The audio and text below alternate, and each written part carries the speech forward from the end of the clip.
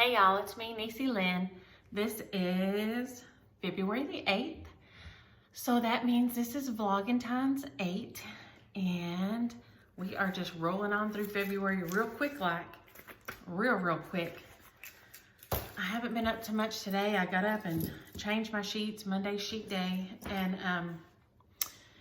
went on my walk and straightened up a little bit. And I finished up something, and I wanted to, and this has been calling to me, so I went in there and got out my wild hedgerow house. And I keep it in my windy bag. It's a beautiful bag. It is Project Bags by Atlanta Stitcher. She's on Facebook group, and I love this bag. It keeps because I keep it on a clipboard, and it has my big book in there because this is the original book it's in. And I'll show you the picture for y'all that have not seen it. And I believe the link for it is always in the description. But this is the way, it's a Jane Greenoff sampler. And y'all probably heard me talk about it before. It's in this book, Cross Stitch and Antique Samplers. And mine is the 30th anniversary, is it, edition? I think it's in the plain edition too. I think somebody got the plain edition and said it was in it, but it's called the Wild Hedgerow House Sampler. I'm changing all the colors up. It doesn't, the colors don't really suit me a lot. I like really bright colors, and so I snatched it out and started working on it. I wasn't too sure.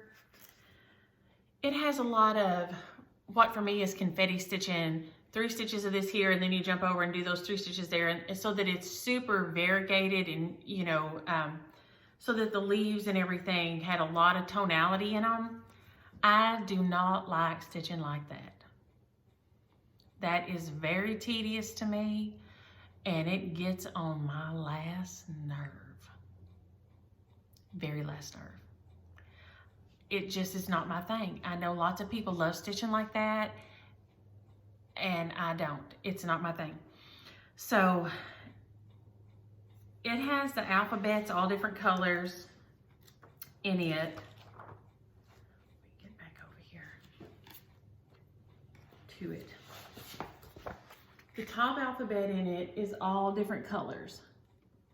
And then you see this is variegated purple flower, and then the leaves are a real yellowy green. And it's just a lot of, it's a lot of like 1970 looking color to me. And I know a lot of people love that mid-century modern colors and things or whatever. That ain't me either. I like a lot of bright colors and stuff. So I decided I switched and I just did my alphabet red, which I love. And I think it is the DMC variegated red. The blue band I think is Freedom. And then I just did variegated for these. And I've done a little bit of the back stitching. And that's what I'm gonna do in these. I'm not gonna switch colors. Each one of those, what would be a petal of each of those flowers has 1, 2, 3 color changes in each one. And that's just not, I love the pattern and I love the look of the pattern, but I do not like changing thread that often. I just don't. And that would make it be super aggravating for me. I don't, and it may be, maybe if you stitch on, maybe especially if you stitch on like a stand, on a big stand frame, and you keep your threaded needles over to the side or something like this, maybe if you do that, or if you keep threaded needles, you know, over to the side of where you're stitching or whatever, if that's how you like to stitch, that would probably work for you. I don't like I use 1 needle for a project. I rarely have 2 needles going on a project.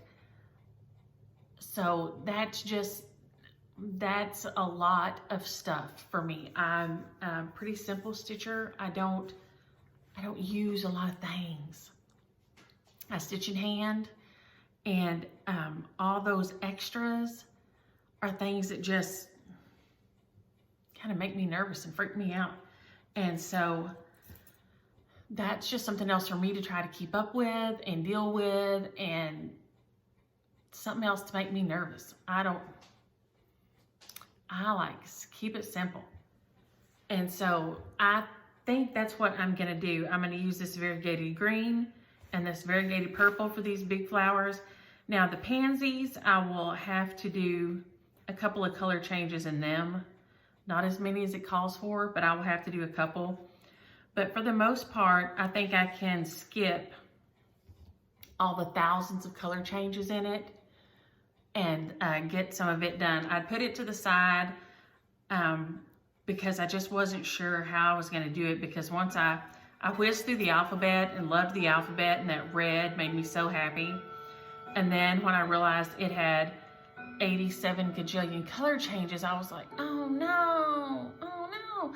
And I didn't want to do it. And so then I thought I would just stitch the variegated and stitch a little bit of it and set it to the side and thought about it. And I think that's gonna work for me.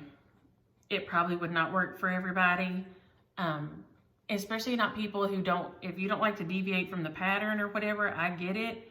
There are people who are purist. I'm just not that person. I will just change something up to suit me in anything, no matter where I'm at. I do me. James will usually be dying sometimes because if we're in a restaurant and I ask for something to drink and I don't get it, I just get up and go get it myself. I go over to the drink station and get me some tea or get me some water and come back with a pitcher and pour myself a drink. I am not going to sit there and be thirsty, and then somebody will start saying, oh ma'am, you can't do that. And I say, oh yes, I can. What I can't do is sit here and be thirsty while I'm paying to eat here. That's what I can't do, okay? So you can leave a pitcher here on this table. You can leave me this one since I've done touched it. But I'm not going to sit here and be thirsty. And he'll be sitting over there trying to die and can't, because we're different kinds of horrible. He says that's really horrible. And I just say, and I don't think that's horrible. I think really being fussy and mean with somebody is horrible. But he says that's horrible. And I'm like, whatever. So we have different notions of what being horrible to somebody is. But I'm not. I mean, I'm going to try to make things suit me and make things as simple and suit me as much as I can. And, you know, if somebody can't deal with that, then they're just going to have to, avoid me probably, because I tend to kind of steamroll a little bit. I just think if we were all honest like that, things would be better. Instead of sitting there dying of thirst until you got angry, just take care of it. I'm just going to take care of it every time. Now, of course, evidently that is genetically passed down to my grandbabies. And Micah had a situation with Ari Kyle today. Kimmy started her star student out this week, super excited this morning. And Aria had Dance Valentine, and then she needed good bread, which means she needed a croissant from Starbucks, because those kids are bougie. I tell y'all all the time, they are bougie. And so Micah's like, Aria, the line will be wrapped around the place. And she said, no, Mama, there's nobody there, I promise. So Micah drives by, and sure enough, there's 2 people in the line. And I'm like, well, she used her dark magic, I guess, to get everybody out of the line. So she gets her croissant, and they go to the office, and Micah has calls. And I asked her, did she want me to come get her? And she said, no, she'll be fine. I just have some calls, and she'll sit there and play on her iPad. I said, okay. Well, her stomach has not been super happy. Let's just say that. And let's say that, you know, she's been cleaning the restrooms, has been her latest fascination, right? Cleaning the restrooms. Well, she was at the office. Mike is on a training call. Jen has a client. Sagey has a client. Arya goes in the bathroom. When she's been in there a little bit, Micah says, you know, hold on, let me go check on something. She has had an upset stomach and tried to clean the restroom before flushing. The bathroom that is usually white and gray was brown. I was like, oh no, Micah, no, no, no. She said, Mom, even the hand towel was involved. Everything was involved. I was like, oh my gosh, oh my gosh, oh my gosh. Oh my gosh. I said, I'm sorry, you could have called me. She said, no, Mom, I've got it all handled, and now we're on our way to get Kimi, and Ari's in the back just, oh y'all, she is something else. But you know, there's nothing worse than a mess like that. And it made me think, when CJ was first born, I was gonna drive up from East Texas to Waxahachie to take him to the office so Daddy could take him around and show him around.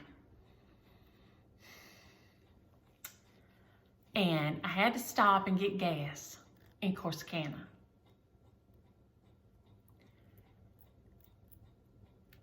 And I was so nervous because you didn't have a swipe card back then or anything, right? You had to go pay. And y'all know that thing where, and God, I hope the statute of limitations is run out on this.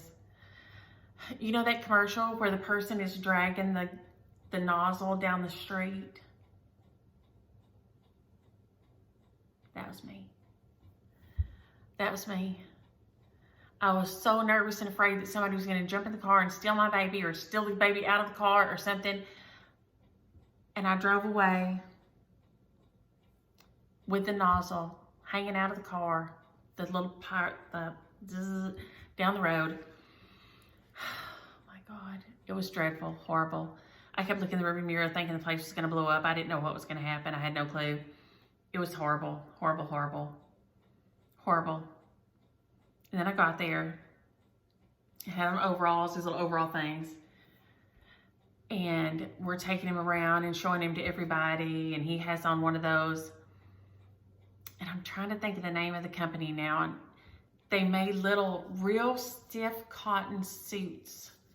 And they were like usually smocked, or they had little like applique things on them. But they were usually pastel colors, and they were real stiff cotton, like starchy cotton.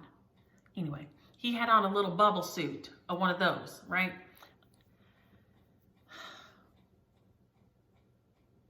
And he blew out his diaper. All through his suit, all out the leg of his diaper, all over the front of my overalls, all over the blanket, all over everything. Now, of course, I had other things for him. I did not have other things for me. So I got him all cleaned up, got him situated, got him fed, got him back in the car, headed back home, still thinking the police were going to come get me for breaking the gas pump.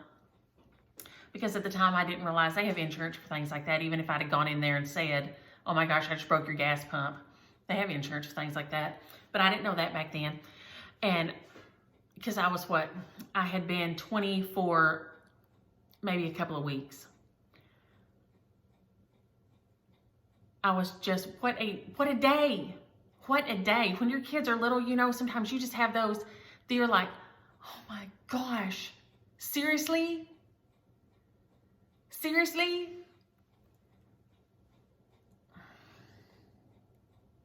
I don't even know, y'all. I just do not even know. But I can still remember hearing something and looking out the window and seeing that and thinking, oh my God, oh my God, oh my God. And just driving and it finally falling out and being like, oh my God, thank God, thank God.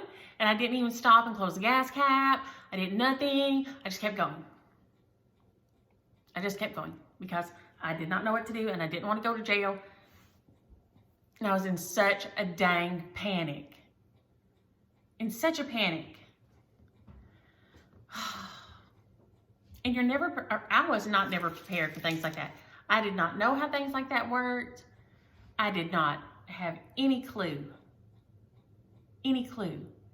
And every time I was pregnant, I just knew somebody wanted to kidnap my babies. I kept them in the room with me. I didn't let them take them in the nursery. They could take them and do what they needed to do, and then they brought them back to me. My friends would be like, no, you take that thing and keep it in there. I'm going to be in here resting because when I go home, I'm going to have to be up with it. You go and keep it in there. And I'm like, no, you got to leave it in here. You got to leave it right in here because I know somebody's going to be trying to get it. I really was. I just knew the whole time. The whole time. Even when I was pregnant with Micah, I even saw the lady in my dreams. I saw her face. I mean, I knew exactly what she looked like. Redheaded lady, I knew exactly what she looked like. I was in an absolute panic. And then I had to stop and have her on the way to work at a hospital with that doctor I didn't know. Oh, it was awful. It was hilarious. I mean, everything went fine. Hallelujah, thank you, Jesus. But I'm just saying. Life throws things at you. It's like Ferris Bueller. Life throws things at you. And that is no joke. That is no joke. I did want to show y'all this. And I showed them before. The Country Living magazine, which I love. I love Country Living. And they always have a little cross stitch in here. And it's like crazy super simple. So if you have kids or grandkids or somebody that wants to start, look at that little thing. It's just a little door. But they have a little pattern in here every month that they have that you can stitch up. I do love this magazine. It's usually not crazy over the top. They don't have anything like too far out there. Some of the stuff is like, nobody would buy that, but not as bad as some other magazines that I'm like, nobody would buy that. Nobody would do that. And I know right now the thing that everybody does is open shelving in your kitchen. Don't do that. I know people love it. People love it, love the look of it. But if you're gonna put your dishes up there, they're gonna be dusty. Your dish is gonna be dusty all the time. Mike and them did it in the other house right before they redid it. And I told her they was gonna be dusty. Her dish was dusty. If they're not the ones you use every day, whenever you're having people over and you get down to your other dishes, you have to rewash everything because it's been sitting up there on the shelf and it's dusty, just like everything else in your house gets settled dust on it. I'm not about that life. There's a reason people had cupboards back in the day. And they just didn't stack their stuff around on something. Because the cabinets keep it clean. Just saying.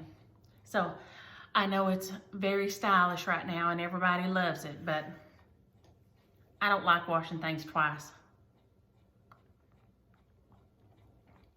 I'm about washing things once and being done with it.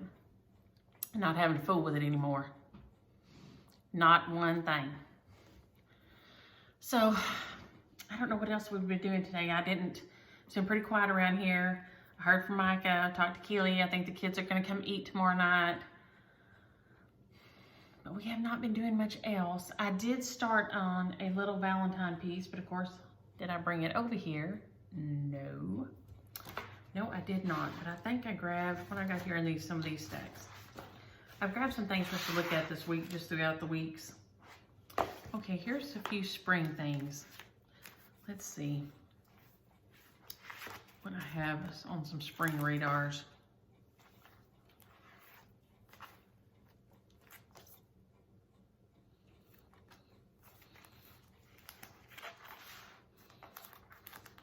Y'all have been all about loving the Lizzie Kate ones, and some of these are so cute.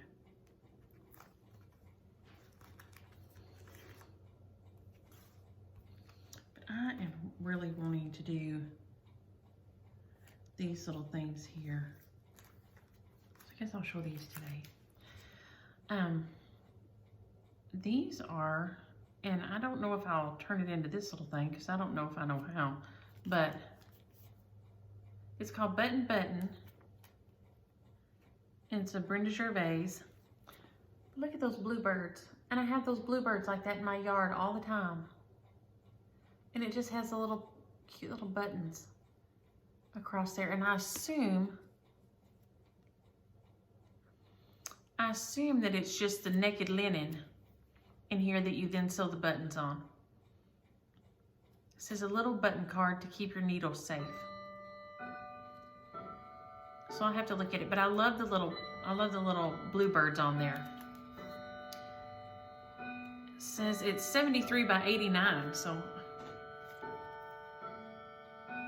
it says that's the stitch count. That doesn't hardly seem like that could be possible. Let's take a look. Let's take a look here. Let me see what's in here.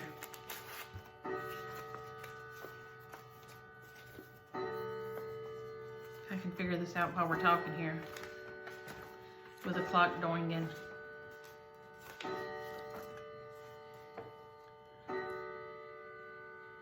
Yeah, it is. The big space under it is empty, and that's what you sew the buttons on. Huh. So yep, that is right. So it's just this piece of linen, and then this part just isn't stitched like this background behind the birds here. This part is just a part you don't stitch, and then you sew your little antique buttons on there. That is so pretty. And like I said, I have those little birds in my yard all the time. I have lots of bluebirds. I didn't have bluebirds at my other house. I've had blue jays everywhere I've ever lived, but I didn't have bluebirds. But we didn't have any. They like a more open kind of space. I'm assuming because at the other house, I never had any bluebirds. They must have to have a little bit of open space to fly, and I was too closed in at the other house. This is a little robin. It is a pin keep on a candlestick base by Brenda Gervais, a tisket, a tasket. And it's got a little robin with a little hat on. And that one is so, so cute. A tisket, a tasket. It says it is 49 by 44, so it's like super, super small. Super duper tiny. It doesn't look like it has very many colors or anything. It's so cute. And then this guy here is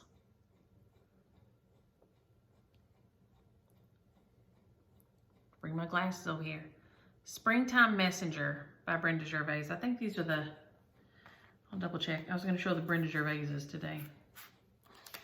Be sure this is all.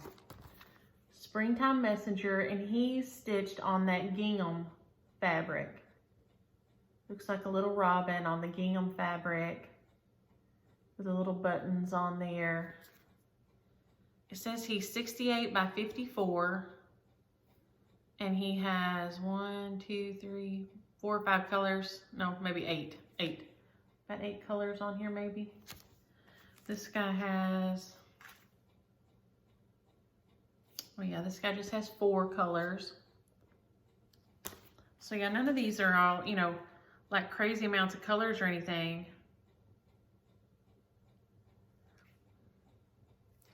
I guess these guys have the most. They have about 12, looks like, on here. 12 on this one. That may be all the Brenda Gervais ones I have over here. Of the Spring Brenda ones. I think. I will double check myself real quick. And we'll just look at some more of these every day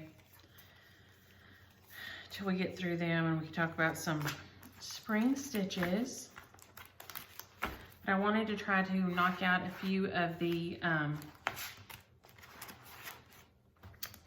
Valentine ones, because I did get a finish on In Full Glory. So I'll show you it on Friday. I got a finish on it, and then so then I'll start, since I finished it, I thought I'd do a couple of quick Valentine stitches, and then I can, you know, share them on at the end of the week and move them out of the bin and get them done. But I have, I've had a pretty good stitching week so far. I mean, on the weekend, I got some stitching on everybody, got a little bit of attention. So that made me like crazy happy that I got Peace on Earth stitched on. I got a good bit done on May Health and Peace. And then I pulled out my Hedgerow House and made a decision on it and got started on it and did some of the back stitch to see. I think the color for the green they called for back stitch is fine. I'm not sure my purple is gonna be fine on there. I may have to get a different purple. It may not be quite dark enough for that. And I'm still thinking about changing the house in there. The house is yellow and orange in there. And I'm thinking about either changing it to look like this house or the house that we lived in when the kids were little. It was a white and a black house, and I loved it. And of course, I still have such a sentimental attachment to it because, you know, all the kids were little there.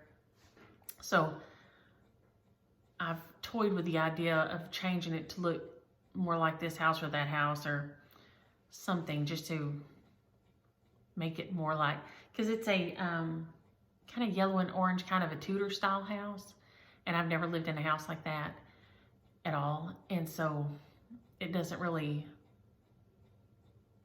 mean much to me at all. So it talks about changing the house to make it look like how you want, and so I thought I could do that. Maybe I probably could make it look just like it, but I could make it enough that it would make me think of the other house. So I may decide to go on and do that.